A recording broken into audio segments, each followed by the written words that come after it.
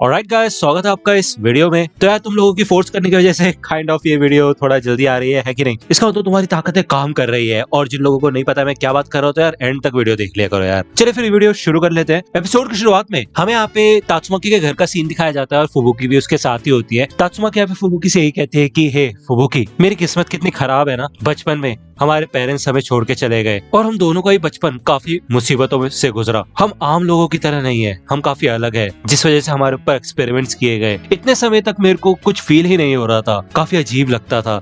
लेकिन जब मैं गंजू से मिली तो चीजें काफी सुधरने लगी, मुझे जीने की एक नई उम्मीद मिलने लगी। मुझे ऐसा लगा था कि अब मेरी लाइफ में काफी खुशियां आ चुकी है और एक हीरो होने के बावजूद मैं इन खुशियों को एंजॉय कर सकती हूँ एक आम इंसान की तरह। जिसके बाद मॉम हमारी जिंदगी में आया। मुझे लगा था कि हम बिल्कुल एक हैप्पी फैमिली की तरह रहेंगे, लेकिन देखो पहले साइटामा को मुझसे छीन लिया गया और अब मॉम भी मेरे पास नहीं है। ऐसी जिंदगी का क्या फायदा फुबुकी? तो फुबुकी कहती है देखो बड़ी बहन, इतना नेगेटिव सोचने की जरूरत नहीं है। मेरे ख्याल से तुम्हें ब्लास्ट से बात करनी चाहिए साइटामा के रिगार्डिंग। उसको जरूर पता होगा कि वो कहाँ पे है, या हो सकता है कि उसने कुछ पता लगाया हो। तुम्हें साइटामा पे भरोसा रखना होगा, वो तुम्हारे लिए और अपने बेटे के लिए जरूर यहाँ पे आएगा, फिर चाहे वो किसी भी दुनिया के कोने में हो। तो तात्सुमाकी कहती है कि हाँ मुझे भी यही लगता है, लेकिन मॉब को हमने बैंक के पास छोड़ रखा है और तुमने खुद ही बताया कि वहाँ पे वो हीरो हंटर भी आता रहता है। उसने अगर मेरे बेटे को कुछ कहा तो कुछ उसने कर दिया तो मैं उसको छोड़ूंगी नहीं सच में। तो फुबुकी कहती है रिलैक्स बड़ी बहन, वो कुछ नहीं करेगा, वो अब पहले से काफी चेंज हो चुका है, लगता है उसकी अकल ठिकाने आ चुकी है, चिंता करने वाली कोई बात नहीं है, मॉब वहाँ पे सुरक्षित रहेगा।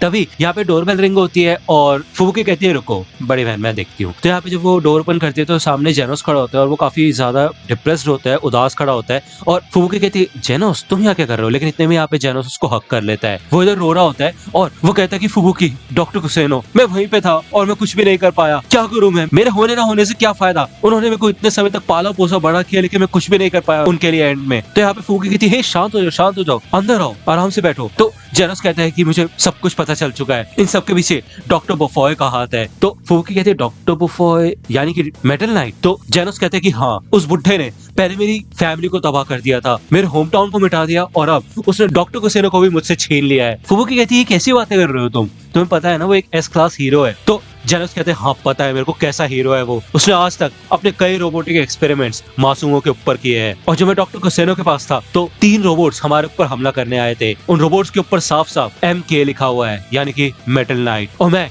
उससे अपना बदला जरूर लेके रहूंगा। फुबुकी कहती है कि हे जेनोस शांत हो जाओ, अभी तुम गहरी सांस लो, और मुझे नहीं पता तो तुम रो भी सकते हो। तो जेनोस बताता है कि हाँ मतलब डॉक्टर कुसेनो ने मेरे अंदर एज़ोरोथ के पार्ट्स को लेकर कुछ चेंजेस किए थे, जिस वजह से मेरे अंदर शायद थोड़े बहुत इमोशंस आ रहे हैं। उन्होंने ये भी कहा था कि मैं शायद पहले जैसा बन सकता हूँ, बिल्कुल एक इंसान की तरह। तो फुबुकी कहती है वाह ये तो काफी अच्छी बात है ना जेनोस, और जो तुमने मुझे हक किया, हाँ मैंने एक्सपेक्ट नहीं किया था कि तुम मुझे कभी हक करोगे। तो जेनोस कहते हैं कि बस मुझे काफी बुरा फील हो रहा है और मुझे हमेशा से लगा है कि तुम मेरी काफी अच्छी दोस्त हो फुबुकी। तो फुबुकी कहती दोस्त? तो जेनोस कहते कि हाँ मतलब मुझे लगता है कि मैं तुमसे कुछ भी शेयर कर सकता हूँ, क्यों है ना? तो फुबुकी कहती कि हाँ जेनोस तुम मुझसे कुछ भी शेयर कर सकते हो। तो यहाँ पे तात्सुमाकी कहती है कि ओए ओए ओए ये क्या चल रहा है, तुम्हारे मास्टर गायब है, तुम्हें कुछ होश है और तुम कब से रोने लगे? तो जेनोस कहते क्या मास्टर साइटामा किधर है? तो तात्सुमाकी बताती है कि जब से तुम गायब हो तब से साइटामा भी गायब हो चुका है। ब्लास्ट का कहना है कि मेरे रूम में कोई पोर्टल एक्टिवेट हुआ था जिसके बाद से वो गायब है, मुझे पता नहीं कि वो कहाँ पे है। लेकिन प्लीज जेनोस, मुझे यकीन नहीं हो रहा मैं तुमसे प्लीज कह रही हूँ, लेकिन अपने मास्टर को ढूंढो, मुझे काफी फिक्र हो रही है। तो जेनोस कहता है कि अच्छा किसी चीज पे तो हम सहमत हो सकते हैं, लेकिन तुम्हें चिंता करने की कोई जरूरत नहीं है, मास्टर को तुम इतने हल्के में नहीं ले सकती, उनके ऊपर कोई मुसीबत नहीं आएगी, मतलब इस दुनिया को कोई जीव उनको कुछ कर ही नहीं सकता है, तो तुम टेंशन किस बात की ले रही हो? दूसरी ओर इधर हमें कॉस्मिक गॉड का सीन दिखाया जाता है और वो कहता है कि हे इंसान, या फिर जो तुम्हारा नाम है साइटामा, क्या तुमने ही एज़ोरोथ को मारा था? तो साइटामा कहता है कि यार वो तारा कितनी तेज चमक रहा है यार, मुझे तो पता ही नहीं था कि हरे रंग के भी स्टार्स होते हैं, यार तुम्हारा सूरज काफी अजीब है। तो कॉस्मिक गॉड कहता है कि हाँ मेरी बात सुनो, क्या तुमने ही एज़ोरोथ को मारा था? तो साइटामा कहता है एज़ोरोथ, ये नाम तो मैंने कभी सुना नहीं है लगता है। तो मेगारोथ कहता है क्या बकवास कर रहा है ये कोई मजाक का वक्त है? तो कॉस्मिक गॉड कहता है कि एज़ोरोथ को तुम्हारे पृथ्वी पर ही आखिरी बार देखा गया था, वो वहाँ पे उसके दुश्मन को खत्म करने गया था, जो कि असल में उसके लिए काफी बड़ा खतरा बन सकता था, जिस वजह से वो वहाँ गया और उसने अपनी जान से ही हाथ धो दिए। क्या तुम जानते हो इस बारे में? तो साइटामा कहते हैं कि अब तुमने कुछ कहा है तो मेरे को याद तो आ रहा है कि स्पेस से एक मॉन्स्टर तो आया था कुछ महीनों पहले, और हाँ मैंने ही उसको मारा था, क्यों वो तुम्हारा पोता था क्या? तो कॉस्मिक गॉड कहता है कि हमें तुमसे कोई लेना देना नहीं है, लेकिन मेगारोथ इस बात पे काफी ज्यादा गुस्सा है, तुमने उसकी भाई की जान ली है, जिस वजह से हम तुम्हें माफ नहीं कर सकते। वैसे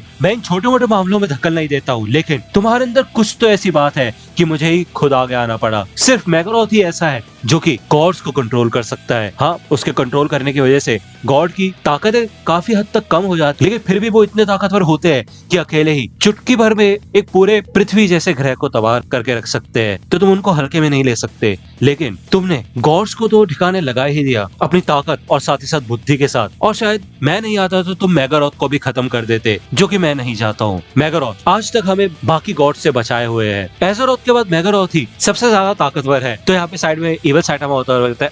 हाँ, कॉस्मिक किंग कहता है कि ये बिल्कुल तुम्हारा जुड़वा है वन पंच मैन। मैं तुम दोनों की ताकतों को अच्छे से महसूस कर पा रहा हूँ, और मैंने सोचा भी नहीं था कि वन पंच मैन से ज्यादा ताकतवर कोई हमारे यूनिवर्स में पैदा हो पाएगा, और पैदा भी नहीं हुआ। क्योंकि बात करें तुम्हारी, तो तुमने असीम ताकतें सिर्फ और सिर्फ अपनी कड़ी मेहनत से प्राप्त की है। तुमने अपना लिमिटर तोड़ डाला, जिसके बाद तुमने गॉड की सबसे खतरनाक और ताकतवर प्यादे को अपने सौर मंडल में ऐसे उछाल उछाल के मारा जैसे वो कुछ हो ही ना। इस बात पे तो गॉड भी शर्मिंदा था। और कमाल की बात यह है कि तुम्हें ये सारी चीजें याद भी नहीं थी। तुम आज तक काफी शांति से अपनी जिंदगी जी रहे हो, लेकिन मैं ये बात जानता हूँ कि तुम भी अपना एक कॉम्पिटिटर ढूंढ रहे हो। तो वन पंच मैन है तुम्हारा कॉम्पिटिटर। इसके साथ लड़ाई करो। मैं एक खेल जरूर देखना चाहूंगा। अगर तुमने इसको हरा दिया तो ठीक है, फिर हम तुम्हारी पृथ्वी को अकेला छोड़ देंगे। और एक मिनट रुको, हे बोरस, ये क्या कर रहा है? तो साइटामा भाई यहाँ पे सो चुका होता है, क्योंकि इतने बड़ी स्पीच सुनने के बाद उसको भाई होश नहीं होता क्या चल रहा है यहाँ पे, क्या नहीं, और वो सो चुका होता है बोरियत में। ठीक है, तो और बोरस कहते हैं, साइटामा अरे क्या कर रहे हो यार, उठ जाओ, कॉस्मिक गॉड है सामने। तो साइटामा कहता है अरे यार यहाँ पे मैं स्पेस में, ओह सॉरी मैं तो भूल ही गया था। हाँ कॉस्मिक गॉड बोलो। हद करते हो यार तुम, इतनी लंबी स्टोरी सुना दी तुमने, पता नहीं समझ नहीं आ रहा मेरे को। मैं तो बस घर जाना चाहता हूँ, मेरे को तुम्हारी इस राजनीति से कोई लेने देना नहीं है। मैं नहीं जानता कि कौन ज्यादा ताकतवर है कौन ज्यादा कमजोर। यार मैं तंग आ चुका हूँ यार, जब से इधर आया हूँ तब से यही सुन रहा हूँ मैं। तो कॉस्मिक गॉड को यहाँ पे धीरे धीरे गुस्सा आने लग जाता है। वो कहता है तुम मूर्ख, तुम्हें समझ नहीं आ रहा, मैं तुम्हें एक मौका दे रहा हूँ अपने पृथ्वी को बचाने का, अपने बेटे को बचाने का। सिर्फ मेरी एक चुटकी बजाते ही मैं तुम्हारी पृथ्वी को खत्म करके रख सकता हूँ, लेकिन अगर तुमने मेरा दिमाग खराब करना बंद नहीं किया तो मुझे शायद वहां जाके खुद ही सबसे पहले तुम्हारे बेटे को मारना पड़ेगा। तो यहाँ पे ये सुन के भाई साइटामा काफी सीरियस हो जाता है, और वो कहता है क्या क्या बोला तुमने, मेरे बेटे को क्या करोगे तुम? तो कॉस्मिक गॉड कहते हैं हाँ सबसे पहले तुम्हारे बेटे को ही मारूंगा मैं, तुम जानते नहीं हो मुझे। तो यहाँ पे भाई साइटामा काफी सीरियस होने लग जाता है, और वो बहुत सीरियसली काफी खतरनाक नजर से कॉस्मिक गॉड को देखता है। वो यहाँ पे तैयार हो जाता है अटैक करने के लिए, और भाई फुल स्पीड में वो कॉस्मिक गॉड की तरफ बढ़ता है पंच मारने के लिए, लेकिन तभी यहाँ पे उसका पंच रोक लिया जाता है। और यहाँ पे और कोई नहीं बल्कि भाई इविल साइटामा होता है,